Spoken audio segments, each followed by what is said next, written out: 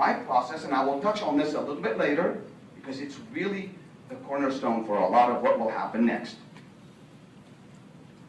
I'm going to take now my second assignment, based on what I learned in the first few minutes of conversation about what they want and what they need and what they're looking to accomplish, based on me figuring out how to sync my process along with theirs. I'm going to select, I'm going to present, and by the way, this is where money is made, right here. You collect for it when you close and you sign, but you make it right here. That conversation that Sean touches on a lot, price is irrelevant, the absence of value, you can turn that upside down, you could change it, and you can create the feeling on the inside that your product represents a wonderful, wonderful value by meeting and then exceeding their expectations. You go on a test drive. Going on a test drive is not a technicality. It's not just a step.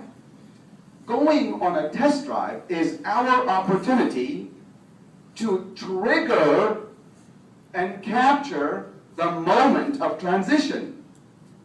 Their transition from looking to buying, which now will allow me to go from showing to selling, and if you can get those two to synchronize, to be together, you're going to be okay. You're either going to be ahead of them, too pushy, a little bit behind them, you don't know what you're doing. You have to trigger it, and you have to build on it. Again, I'm going to synergize. I'm going to introduce my service department in the middle of my process as I make my transition from the outside to the inside. In the middle, not at the end. Even if you sold 30, 40% of your traffic, you're leaving 60% out of knowing this amazing resource that you have in your dealership. If you can get them to be introduced, if you can get them to use and envision themselves utilizing your service department, then you have a shot at owning them for life. So this is where I like to introduce our service department. Now there's a fork in the road, like it or not. There's a fork in the road at this point of a process.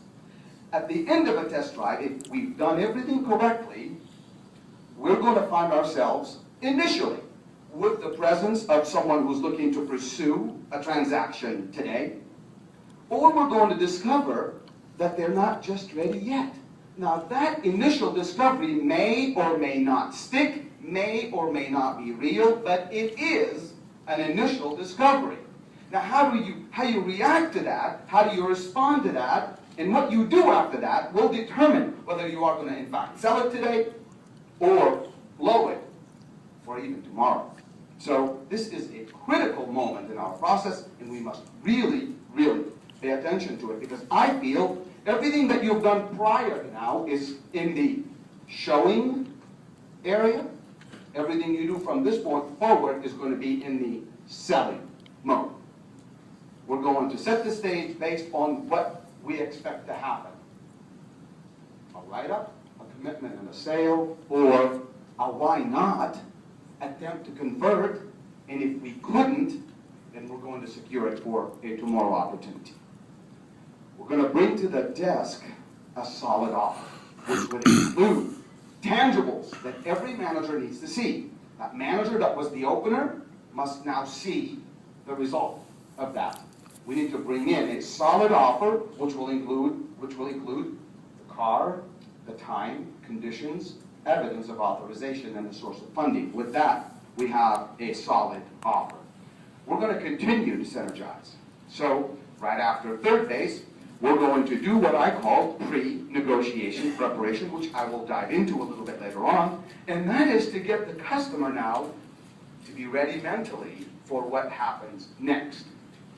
Right here, so many of us will make an error, a mistake that is costing us quite a bit of money.